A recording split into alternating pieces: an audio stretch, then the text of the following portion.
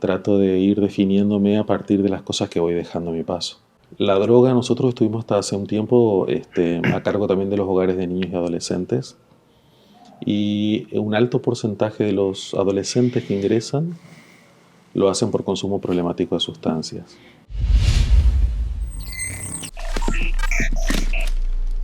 Es la gran crisis de la Argentina que afecta a la juventud. Creo que por ahí focalizamos algunas crisis o algunos déficits en nuestros jóvenes, pero creo que son solamente el emergente de un problema mucho más profundo que tenemos nosotros en Argentina.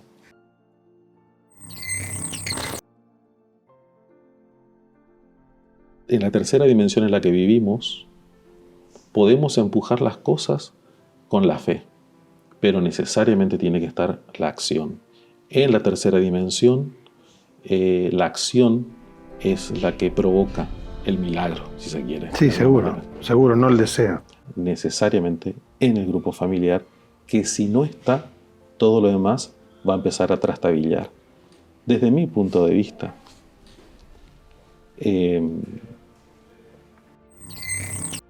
esa es una gran discusión. Sinceramente, yo no tengo la respuesta. Soy respetuoso de los pedagogos y de los planes educativos. Yo no me acuerdo mucho las fechas, te soy sincero. Yo creo que nadie. Bueno, creo que lo más importante que no nos enseñan es cómo aprendemos.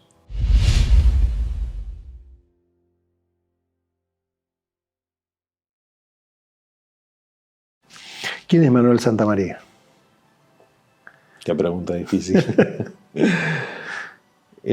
Casi es una pregunta de coaching, esta es muy complicada. Y Manuel Santamaría, ¿quién es? Bueno, es un hombre que creo que se está construyendo como todo, que está haciendo.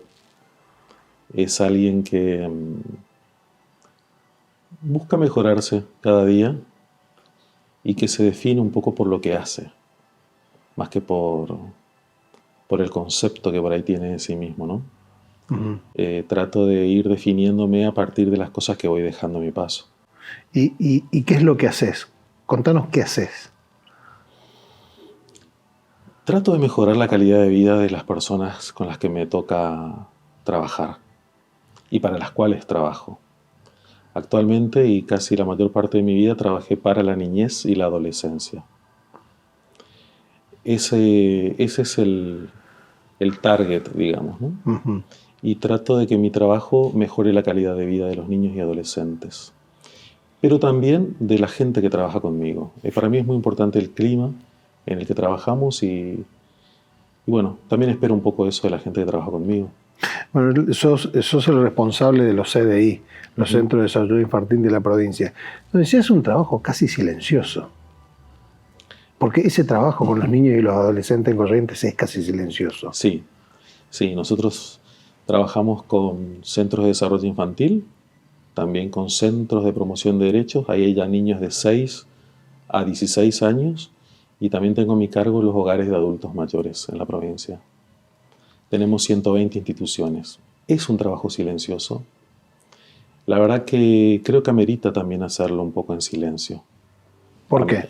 Porque esta es una de las pocas entrevistas a las que yo he venido. Creo que es responsabilidad del funcionario hacer lo que tiene que hacer, hacerlo bien. Y ahí está. Creo que las voces las tenemos que escuchar de los usuarios, ¿no? Entonces, es un poco la filosofía que vamos llevando en la dirección de niñez. Yo estoy a cargo de la dirección de los derechos de la niñez y la familia. Esto hace que en muchas ocasiones cuando tenemos eventos, que tenemos muchos, sean los propios directivos de las instituciones los que salen a promocionar y a dar a conocer el trabajo. Y buscamos que sean también los padres y tutores los que hablen de nuestro trabajo. Creo que es el mejor termómetro. Es silencioso, pero no es desconocido. Que creo que hay una diferencia, ¿no? Uh-huh. Entonces, me gusta que sea la propia población la que pueda hablar de nuestro trabajo y decirnos en qué estamos bien, qué estamos fallando o qué podríamos ajustar. Y tenemos buen feedback. ¿Es complicado trabajar hoy con adolescentes? Muy. Es complicado trabajar con adolescentes porque en primer lugar, porque quienes trabajamos con adolescentes tenemos un imaginario que no es tal. Eso exige que las personas, el personal que está a cargo de los adolescentes, tenga que estar actualizándose y tenga que resetearse muchas veces, siendo consciente que trabaja con un sujeto que no es él cuando era más joven y que no es lo que muchas veces se dice que son. Los adolescentes tienen intereses muy particulares.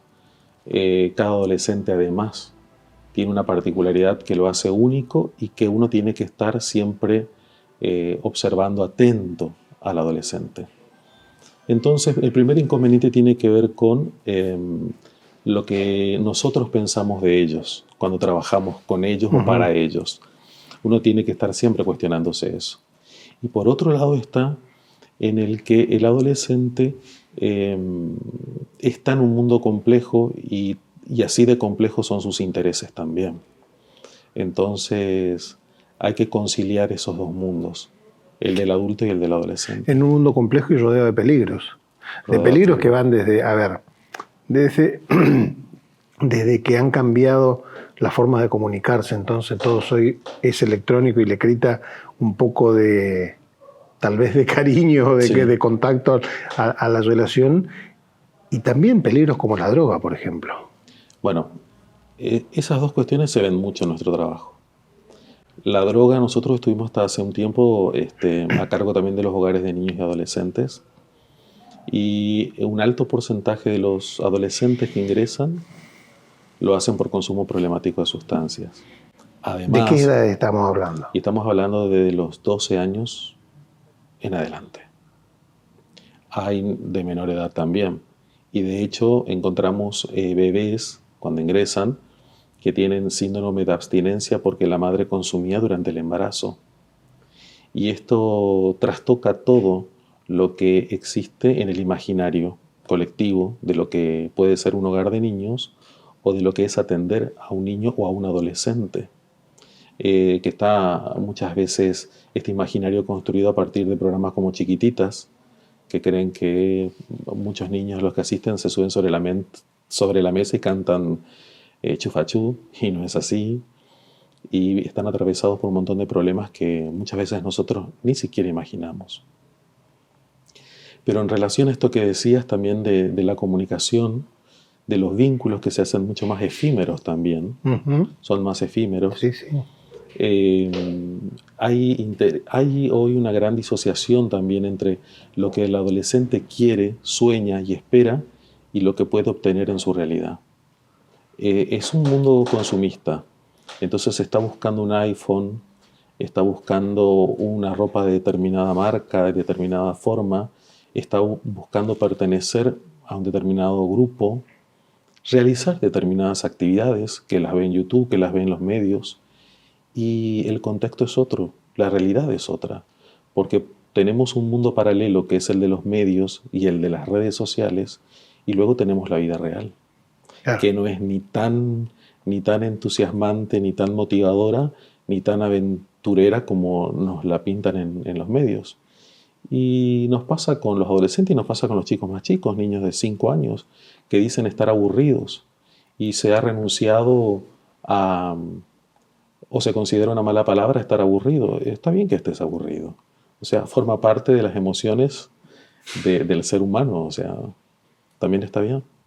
Y dentro de este esquema, ¿encuentran muchos chicos o muchos adolescentes o tratan con muchos chicos o adolescentes con cuadros que, a ver, por estas cuestiones de la comunicación, de las drogas, del aburrimiento, del querer tener tal cosa y no poder porque la situación económica es muy difícil y porque tal vez la familia no le puede dar, que caen en cuadros depresivos, que caen en cuadros que los pueden dejar al borde de tomar una decisión horrible? Sí, eso lo vemos o se canaliza con mayor asiduidad en la línea 102, que es otro servicio que tenemos en la dirección de niñez, donde existen llamados de adolescentes que manifiestan tener depresión y entonces se le da una rápida atención a eso. En los centros de promoción de derechos, donde van niños de 6 a 16 o 18 años, encontramos niños que son apáticos. No podemos decir que son depresivos o que tienen depresión, porque por supuesto no contamos con herramientas que nos permitan poder hacer tajantemente esa calificación. Pero sí a niños con apatía, con un aislamiento, se aísla de sus pares. En ese caso hablamos con los padres y les proponemos diferentes actividades. También podemos articular con el Ministerio de Salud para conseguirle un turno en el pediátrico para que pueda verle un especialista. Y es un trabajo, como hoy decíamos, silencioso, pero también que tiene su lentitud, porque también hay que convencer a los padres de que esa conducta no es solamente una cuestión de carácter del adolescente, que puede estar manifestando algo y que requiere de nuestra atención. Claro. Entonces, nuestros centros tienen como trabajo la deconstrucción de ciertas formas de pensar del adolescente y del grupo familiar. Hay que volver a interesarlo en el otro adolescente o niño que tiene al lado, que tiene también intereses y preocupaciones. Entonces generamos actividades como una huerta, donde se trabaja en grupos, donde se puede volver a enfocar la atención en las cosas que parecen sencillas, pero que los va enfocando en metas. Se hacen manualidades, pero manualidades donde se generan espacios de discusión. Si hoy hacemos un portarretrato por el Día del Padre, no es solamente hacer un portarretrato, es empezar a discutir acerca de lo que son las masculinidades, quién ejerce el rol de padre en el grupo familiar. Toda actividad siempre es un disparador para trabajar en valores, que creo que es el eje fundamental de cualquier institución. ¿Es la gran crisis de la juventud en la Argentina? Es la gran crisis de la Argentina que afecta a la juventud. Creo que por ahí focalizamos algunas crisis o algunos déficits en nuestros jóvenes, pero creo que son solamente el emergente de un problema mucho más profundo que tenemos nosotros en Argentina, en el que creo que ningún programa social puede ser eficaz si no apunta necesariamente a reconstruir valores en el tejido social. Como por ejemplo el valor de trabajar, digamos. Totalmente. El valor de trabajar. Hay generaciones que no han visto a sus padres salir a trabajar y que, por tanto, nosotros por ahí venimos de una generación en la que vimos que mamá o papá salían a trabajar y a veces hasta nos dejaban al cuidado de otros para salir a trabajar. Hay generaciones que no han visto a sus padres salir nunca de la casa para encarar un trabajo, pero que sin embargo siempre ha habido más o menos un plato de comida o han tenido que ir a un comedor a comer. Y esto genera también un pensamiento mágico en algunos adolescentes con los que trabajamos, que se puede tener cosas sin esfuerzo. Y ese es un pensamiento mágico. Y que luego se tiene que enfrentar a la frustración de no poder tener. La frustración genera bronca. La bronca genera a veces mucha violencia.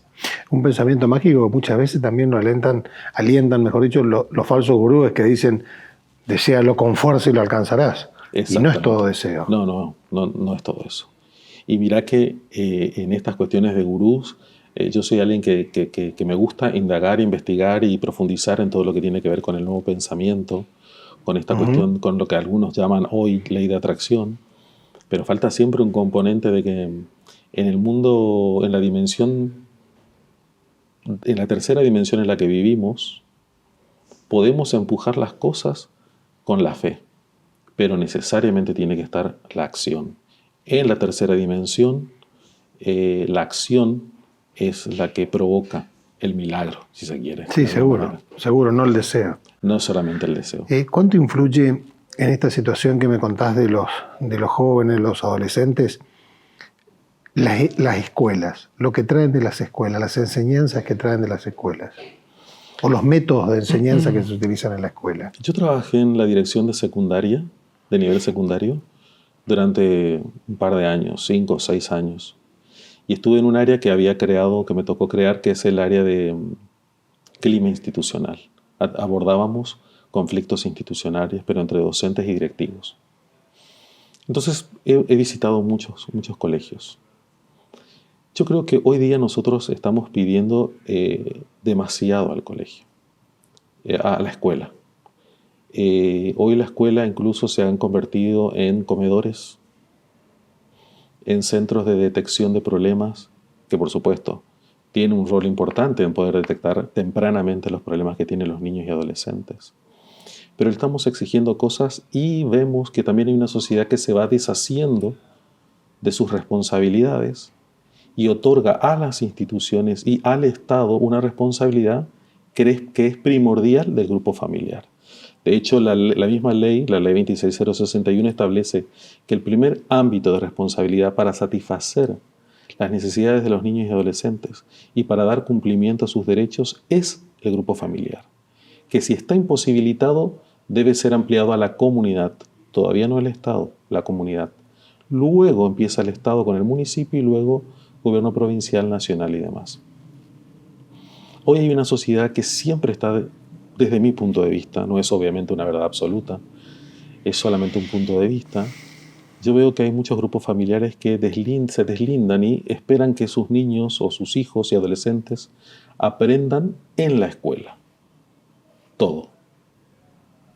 Y la escuela solamente está para dar contenidos que están dentro del marco de lo científico, de lo pedagógico científico, y que puede servir para un desempeño, para un futuro desempeño social y profesional.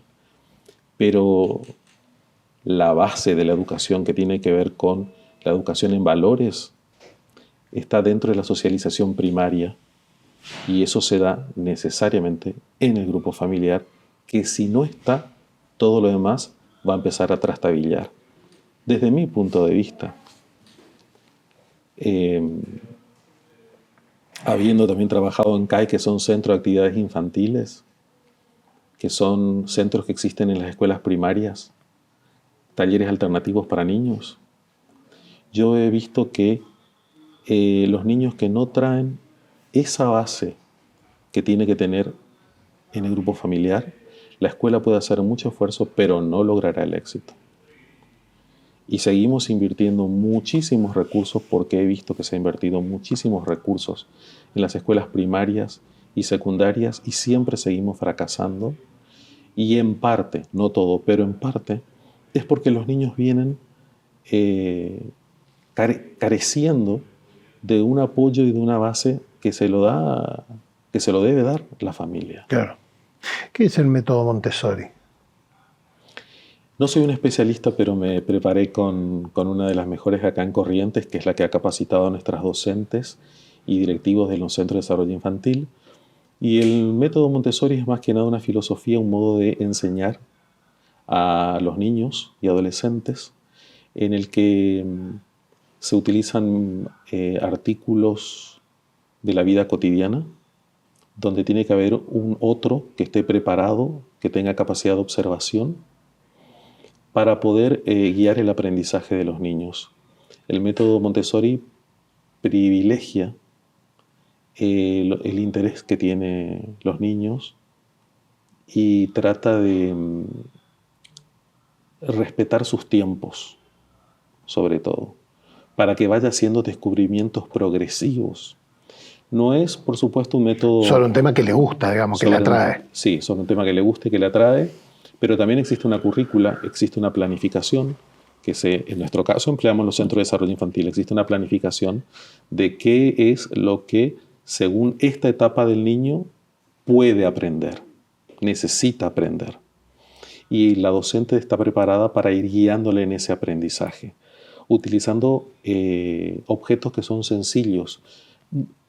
La mayoría de las instituciones que nosotros vemos, incluso las nuestras, ¿no?, tienen cuestiones artificiosas, están muy decoradas, tienen objetos que no responden a la realidad. Y Montessori dice, bueno, saquemos un poco todo esto y vayamos a lo natural. Que los niños aprendan con las plantas, que los niños aprendan con los objetos que están a la mano, que aprendan con los libros. No se requiere un escenario muy artificioso para que el niño logre aprender. De hecho, todo lo que no es útil para el momento, desechémoslo para que el niño pueda enfocarse en lo que es importante. Un poco aprender con lo que le va a ser cotidiano, digamos, en la vida. Exactamente. Una escoba puede ser un objeto con el que pueda aprender, pero también con letras recortadas, con imágenes o fotografías de lo real. Si vamos a usar una imagen de un animal, que sea de un animal real, no de una caricatura, por ejemplo. Uh-huh. Entonces, un árbol de un árbol real. Y mejor aún si vamos al árbol que tenemos en la institución y empezamos a analizar a ese árbol, a verlo y a conocerlo desde la experiencia tangible. Ahora pregunto, ¿qué puede tener más influencia o importancia en la educación de un chico?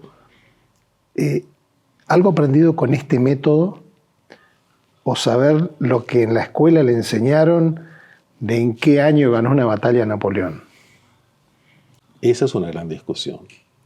Sinceramente, yo no tengo la respuesta. Soy respetuoso de los pedagogos y de los planes educativos. Yo no me acuerdo mucho las fechas, te soy sincero. Yo creo que nadie. Bueno, creo que lo más importante que no nos enseñan es cómo aprendemos. Si a nosotros nos enseñaran a descubrir cuál es nuestro proceso de aprendizaje, qué nos motiva a aprender y cómo es nuestro mecanismo de aprendizaje, podríamos ser cada uno de nosotros especialistas en aquello que nos interesa. Yo después de grande descubrí que existe un método de aprendizaje que no es subrayar el texto, como veíamos en los cuadernos en los libros de metodología del aprendizaje, uh-huh, que nos hacían subrayar la síntesis, el resumen, el subrayado. No. Tiene que ver con eso, pero tiene que ver con cosas más profundas. Si soy mucho más visual o auditivo o kinestésico. Si mis tiempos para aprender son más nocturnos, si aprendo mejor de día, de noche, en qué momento. Tiene que ver en cómo yo organizo mis materiales para aprender. Y creo que esto es algo que los padres también es importante que sepan. Nos pasan, de hecho me pasa en mi propia familia, ¿no? Que a veces veo a mi sobrinito que está tratando de hacer la tarea en un mundo desordenado. Claro. Entonces le digo, a ver, espera Isaac, vamos a organizar tu lugar de trabajo y ahí hace tu tarea. Pero tiene todo, está en su habitación que está totalmente revuelta y no es el mejor. Entonces nosotros necesitamos un espacio concreto para estudiar, una iluminación adecuada, contar primero con los elementos. ¿Por qué esa interrupción de que, bueno, me voy a buscar el borrador que está en la habitación de Marcos, que me voy a hacer esto porque me faltó? No. Claro. Todas esas interrupciones bajan drásticamente la calidad de nuestro aprendizaje. Digamos que tiene que ser en el espacio y el tiempo adecuado. Y con los elementos adecuados. Los elementos adecuados, claro. Totalmente. Es la mejor forma de aprender. Es la mejor forma, porque esas pequeñas interrupciones, a veces hoy estamos muy acostumbrados al multitasking. Queremos hacer muchas cosas a la vez. Eso nos está generando un gran estrés. Yo me olvido los nombres de las personas con las que interactúo. Me suelo olvidar algunas cosas y eso es porque estoy mal utilizando la mente. Manuel, ¿cuánto influye los avances de la tecnología en todo esto de buscar caminos de aprendizaje nuevos y más eficientes para los jóvenes? Está revolucionando nuestra manera de aprender y qué aprendemos. El problema está en el uso que le damos. Nosotros estamos trabajando con tablets en nuestro centro de desarrollo infantil. Los niños cuentan con tablets, pero eso está mediado por un adulto. Uh-huh. Tiene un tiempo y unas horas de uso. Y también tenemos robots que le enseñan todo lo que tiene que ver con las normas viales. cuándo cruzar la calle y demás. Hace poco a mí me tocó hacer un trabajo en relación a esto que me preguntás, acerca de la tecnología y el aprendizaje. Y estoy haciendo una especialización en perspectiva estratégica que analiza los escenarios futuros. Y estábamos viendo respecto a cuáles son los escenarios futuros en la educación. La educación de aquí a muy poco tiempo va a estar 100% mediada por la tecnología. Y entonces a mí me interesaba saber esto de la educación emocional mediada por la tecnología. Y es a través de esto que estamos viendo aplicaciones que se pueden utilizar para que los niños puedan reconocer sus emociones haciendo uso de las tablets. Y esto es muy interesante, porque también hay una gran asociación entre el aprendizaje y las emociones que tenemos mientras aprendemos. Y también es muy importante aprender qué emociones tenemos para saber cómo gestionarlas. Así es que creo que hay un mundo muy intrincado que que se está estudiando cada vez más y que por ahí nosotros estamos desaprovechando mucho. Hablas de las emociones cuando aprendemos. ¿Y cómo son las emociones cuando se enseñan?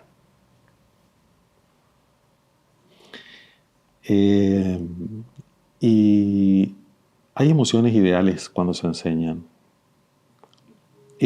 Nosotros en el coaching por ahí vemos que ninguna emoción es negativa, ninguna emoción es mala. Lo, entre comillas, negativo es permanecer mucho tiempo en una emoción y no tener la emoción correcta para el objetivo que se persigue. En este momento, mi emocionalidad tiene que ver con la tranquilidad, quizás hasta siento un poco de paz, y creo que es la emoción correcta para tener una entrevista o para poder charlar contigo. Pero si mi emoción fuese la de la desconfianza o la de estar tenso, seguramente no podríamos comunicarnos. Enseñar requiere por parte del que enseña fundamentalmente paz, la paz es la conjunción de aceptar lo que no se puede cambiar. Se requiere también una emoción de curiosidad, de poder tener interés en saber lo que está pasando en el otro, con el que a quien, entre comillas, estoy enseñando, pero que en realidad es una relación de descubrimiento mutuo. Así es que es muy difícil de lograr, porque los tiempos del docente son acotados y porque muchas veces no puede planificar como quisiera porque no solamente trabaja en esta escuela o en este instituto, sino que tiene que trabajar en varios. Y esta cuestión económica ha afectado negativamente el trabajo de todos nosotros. Manuel, gracias por haber venido. Gracias a vos por la invitación, muy honrado de estar aquí.